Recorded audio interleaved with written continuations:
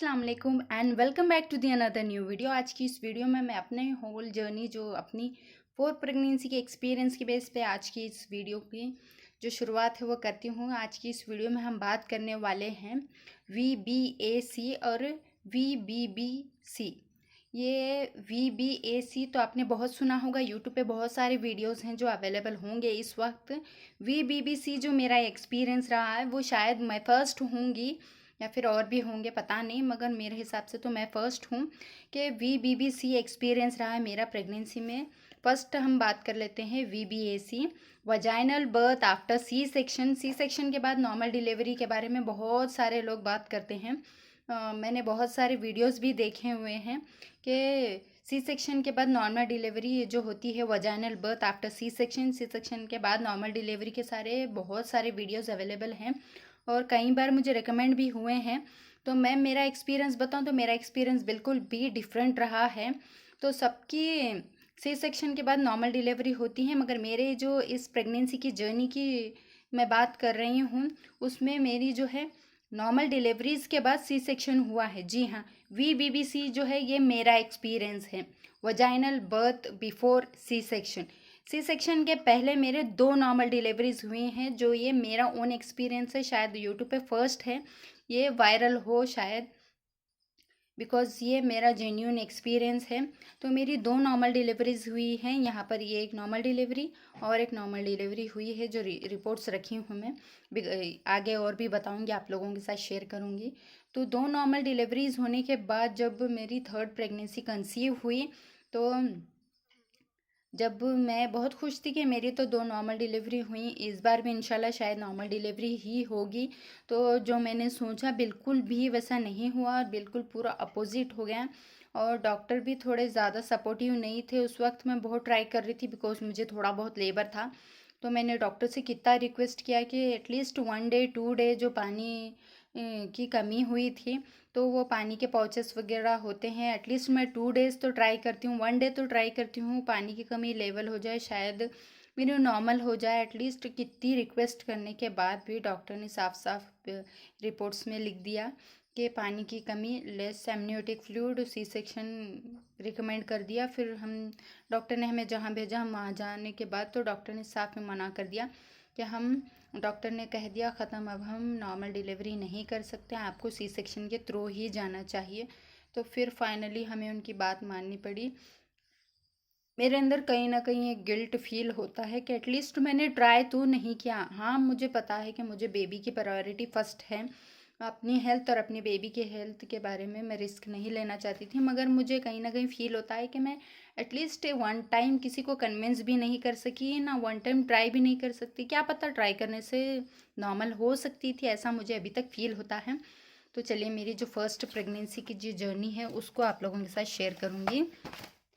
तो ये रही उस वक्त की। तो ये मेरे बेबी बॉय हैं, ये उनके टाइम की स्कैनिंग रिपोर्ट्स है सारे। तो ये बेबी बॉय है मेरे, आप यहाँ पर देख रहे होंगे, रिपोर्ट्स अवेलेबल हैं। कितने वीक्स की है वो भी बताती हूँ। Early intrauterine pregnancy noted of 8 week of 5 days. यहाँ पर आप देखिए क्लियर क्लियर राइटिंग में लिखा गया है, अर्ली प्रेगनेंसी है, intrauterine pregnancy of noted of 8 weeks 5 days, यानी 9 वीक्स की है मेरी प्रेगनेंसी है। सिंगल बेबी लिखा गया है यहाँ पर, आप देखिए जेस्टेशनल साइज सिंगल, और डायामीटर वगैरह लिखा गया है, प्रेजेंटेशन है, यॉक्सक प्रेजेंटेशन है, मेजरमेंट है, अबनॉर्मलिटी वगैरह सब कुछ लिखा गया है। तो ये इज़ अ बेबी बॉय। और प्लेसेंटा की बात करूँ तो फंडल एंटीरियर प्लेसेंटा रहा है मेरा। मेरे फर्स्ट बेबी बॉय के टाइम जो मैंने नॉर्मल डिलीवर किया था, उस बेबी के टाइम मेरा फंडल एंटीरियर प्लेसेंटा था और सब कुछ नॉर्मल था, everything is okay and normal delivery achieve हुई थी मुझे। तो बेबी बॉय डिलीवर किया था मैंने अल्हम्दुलिल्लाह।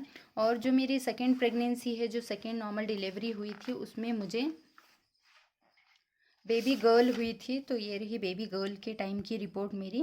तो ये 31 वीक्स यानी 9 मंथ्स स्टार्ट होने वाले होंगे शायद उस वक्त, या फिर 8 वीक की बात कर रही हूँ। हाँ, 8 वीक हो सकता है।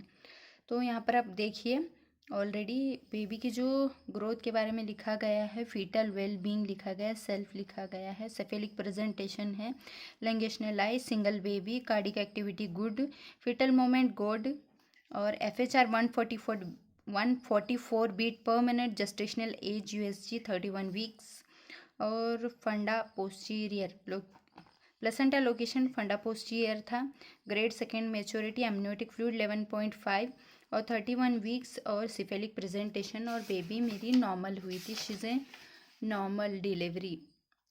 ये रही यहाँ पर 9 मंथ की है, सॉरी 9 मंथ की है, 36 यानी 9 मंथ। तो यहाँ पर आप देख रहे होंगे बेबी ऑलरेडी सिफेलिक प्रेजेंटेशन है, फंडा पोस्टीरियर लिखा गया है, ग्रेड 1 मेच्योरिटी 11.5 है, 8 मंथ में भी 11.5 था, और 146 beat per minute, she is a baby girl. तो और मेरी नॉर्मल डिलीवरी हुई थी अल्हम्दुलिल्लाह। ये देखिए, और प्लेसेंटा की बात करूँ तो फंडा पोस्टीरियर, ये रहा फंडा पोस्टीरियर, ग्रेड 1 मेच्योरिटी, तो she is a baby girl. तो फर्स्ट मुझे बेबी बॉय हुआ था जो नॉर्मल डिलीवरी से अचीव हुआ था मुझे, और सेकेंड बेबी गर्ल थी जो नॉर्मल डिलीवरी से अचीव हुआ था, और थर्ड जो मेरा बेबी था, यहाँ पर आप देख रहे होंगे, इस टाइम पे मुझे बहुत सारे प्रॉब्लम्स फेस करने पड़े थे। तो इस टाइम 2 नॉर्मल डिलीवरीज के बाद जो मेरा सी सेक्शन हुआ था वो ये बेबी के टाइम। तो ये थर्ड वन भी जो मेरे बेबी बॉय ही हैं, मुझे 1 गर्ल और 3 बॉयज़ हैं, तो 4 किड्स हैं मेरे। तो ये बॉय के टाइम मुझे आप यहाँ पर देख रहे होंगे ऑब्स्टेट्रिक अल्ट्रासाउंड ही 10 वीक्स में हुआ था, 10 वीक्स स्टार्ट हो चुके थे, यहाँ देखिए 9 वीक्स 4 डेज़। तो यहाँ पर आप देखिए बेबी के FHR 175 beat per minute, 9 weeks 4 days normal, यह सब नॉर्मल लिखा गया है। बेबी बताती हूँ, ये देखिए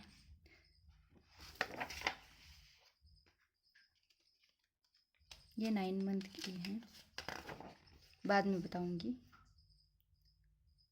तो ये यहाँ पर देखिए टीफा स्कैन है जो 5th मंथ में होता है, फीटल हार्ट रेट देखिए 156 बीट पर मिनट, और fetal weight anomaly seen, placenta anterior.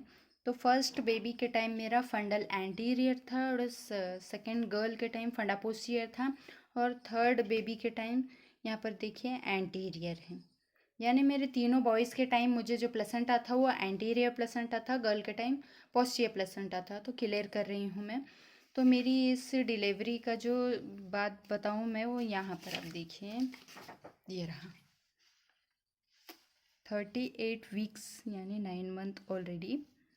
यहाँ पर देखिए less leucorrhoea quantity is less, AFI 5 CMS। तो ये रीज़न था। तो आप सभी बहनों से जो भी मेरी वीडियोस देखती हैं, मैं उनसे दिल से रिक्वेस्ट करूँगी, एक ऐसा हॉस्पिटल चुनिए जो आपको समझे, आपको सपोर्ट करे, एटलीस्ट आपको 1 ट्राई तो करने दे एटलीस्ट।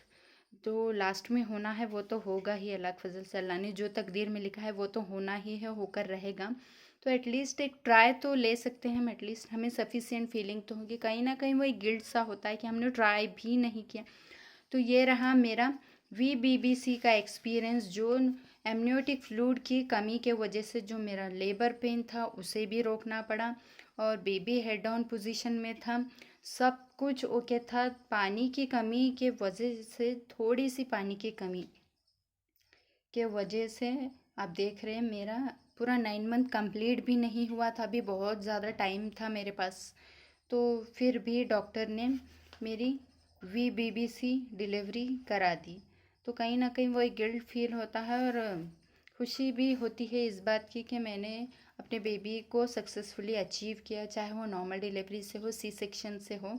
मगर मेरे लिए मैं कुछ नहीं कर पाई, मगर मेरे बेबी के लिए मैंने अपना सी सेक्शन करवा लिया, और अल्हम्दुलिल्लाह ये मेरे बेबी बॉय हुए थे। जो थर्ड बेबी है मेरे, उनके टाइम मेरा सी सेक्शन हुआ एज अ बेबी बॉय, और फोर्थ बेबी भी मेरे सी सेक्शन से ही हुए, बिकॉज ऑलरेडी एक सी सेक्शन हुआ था। मैंने VBAC के लिए ट्राई किया, सी सेक्शन के बाद नॉर्मल डिलीवरी होती है। तो मैंने कई सारे वीडियोस देखे जब मैंने कंसीव किया, मेरी 4th प्रेगनेंसी जब मैंने कंसीव किया, तो बहुत सारे वीडियोस देखे ताकि मैं भी VBAC करा सकूं। तो बहुत सारे ऐसे बटरफ्लाई एक्सरसाइज की, एक्स्ट्रा वॉकिंग की, घर के काम पूरे करती थी, अच्छी डाइट लेती थी, फुली केयरफुल रहने के बावजूद भी ऑन द स्पॉट क्या हुआ, कि मुझे लेबर तो स्टार्ट हो गया अल्हम्दुलिल्लाह। I am very happy on that time because मुझे लेबर आ रहे थे, तो शायद इस बार मेरी नॉर्मल डिलीवरी हो। I am thinking on that time. तो मैं बहुत खुश हुई। फिर हॉस्पिटल वगैरह गए हम, स्कैनिंग वगैरह का सब कुछ ओके था अल्हम्दुलिल्लाह था। उसके बाद फिर डॉक्टर ने चेक किया तो लेबर कम हो चुके थे। फिर डॉक्टर आने पर तब फिर पूरे कम हो चुके थे, तो डॉक्टर ने कहा कि आपके लेबर तो प्रोग्रेस ही नहीं कर रहे, पता नहीं करेंगे या नहीं करेंगे। बच्चेदानी का मुंह भी उतना ज़्यादा नहीं खुला जितना खुलना चाहिए, और लेबर प्रोग्रेस नहीं कर रहा।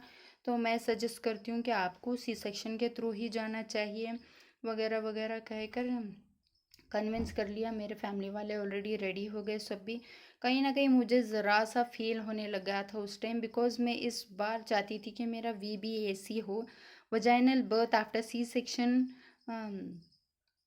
ऐसा हो मैं चाहती थी, मगर नहीं हुआ। फिर भी मेरा VBBC हुआ, vaginal birth before C section, ऐसा हुआ। नॉर्मल नहीं हुई, फिर भी मेरा सी सेक्शन ही हुआ। तो मुझे बहुत फील होता है। तो आप सभी बहनों से मैं यही रिक्वेस्ट करूँगी, एक ऐसा अच्छा हॉस्पिटल आप अपने लिए चूज़ करें जहाँ आपको एटलीस्ट वन ट्राई तो करने दें। उसके बाद जो होगा वो तो देखा ही जाएगा। अब डिलीवरी तो सबको करानी ही पड़ती है। तो सबके हक़ में अच्छी पॉजिटिव दुआ ये करूँगी कि मैं अल्लाह सबको नॉर्मल डिलीवरी दे, सबको अच्छी सेहत वाली अच्छी औलाद दे, सेहत और तंदुरुस्ती के साथ अच्छे से दुनिया में आए। एटलीस्ट हॉस्पिटल भी ऐसा मिले कि एक बार आपको समझे, एटलीस्ट एक बार आपको ट्राई करने की परमिशन तो दे। अगर आपको कोई प्रॉब्लम नहीं है, एवरीथिंग इज़ ओके है, तो आप ट्राई ज़रूर करिएगा। वरना फिर आपको कुछ ऐसी BP वगैरह कुछ की ऐसी प्रॉब्लम होती है। सबके अलग अलग मसले होते हैं, सबके मसलाएँ अलग अलग होते हैं, सबकी प्रेगनेंसी अलग होती है। मदर टू मदर, हर मदर की प्रेगनेंसी अलग होती है। हर बेबी में सेम सिम्टम्स नहीं होते। बिकॉज मुझे कभी हेडेक होता था, कभी नहीं होता था। एक बेबी के टाइम हेडेक था, एक बेबी के टाइम नहीं था। और सभी बच्चों के टाइम मुझे मॉर्निंग नौजिया वगैरह कुछ भी नहीं था। बस मुझे सॉल्टी खाने की बहुत ज़्यादा क्रेविंग्स होती थी, और सॉल्टी ड्राई फ्रूट्स होते हैं वो खाने के क्रेविंग्स हमेशा से रहती थी मुझे। तो ये मेरा एक्सपीरियंस रहा है। तो VBAC टू VBBC का एक्सपीरियंस मैंने दोनों आप लोगों के साथ शेयर किया। आपका कैसा एक्सपीरियंस रहा आप वो मेरे साथ शेयर करें, ताकि मुझे भी अच्छा फील हो। ये जो मेरे अंदर गिल्ट है वो मैं दूर कर सकूं कहीं ना कहीं। तो मैं चाहती थी कि मैं अपनी ऑडियंस, जो मेरे देखने वाले हैं भाई बहन जो भी, उनके साथ मैं अपना एक्सपीरियंस शेयर करूं, ताकि उन्हें थोड़ी बहुत मोटिवेशन मिले, उन्हें कुछ आइडिया मिल सके मेरी इस जर्नी के थ्रू जो मैंने फेस किया है। उम्मीद करती हूँ कि वीडियो अच्छी लगी होगी तो लाइक करिए, सब्सक्राइब करिए। अच्छी नहीं लगी तो डिसलाइक कर देना, बस यही चाहती हूँ मैं। मेरा इंटेंशन तो हेल्प करना है और एजुकेशन प्रोवाइड कराना है वीडियो के फॉर्म में उन सभी बहनों को। बस यही मेरा इंटेंशन होता है, मेरा और कुछ भी इंटेंशन नहीं। बिकॉज उस टाइम मुझे जो मेंटली स्ट्रेस ऐसा बुरा हुआ था, मैं क्या बताऊँ। 2 नॉर्मल डिलीवरी के बाद, वो भी एक ऐसा रीज़न, पानी की थोड़ी सी कमी। हम चाहे तो अभी टाइम था पानी के पाउचेस वगैरह पीकर कुछ भी एटलीस्ट वन ट्राई तो ले सकती थी, ऐसा मुझे बहुत फील हुआ था। तो कोई बात नहीं, जो होता है अच्छे के लिए होता है। तो अल्लाह का लाख लाख शुक्र अदा करती हूँ, अल्लाह ने मुझे नेक साले फर्माबरदार औलाद अता की। आप भी अपने बच्चों के हक़ में अच्छी नेक दुआएं करते रहिए, उनके हक़ में अभी से अल्लाह से अच्छी दुआएं करें, नमाज़ें पढ़ें, वजीफ़े पढ़ें। अल्लाह आप सबको अपने हिफ्ज़ व अमान में रखे, बस यही दुआ करती हूँ। मिलती हूँ नेक्स्ट वीडियो में, तब तक अपना खूब ख्याल रखें। अल्लाह हाफिज़, stay safe, do like share subscribe.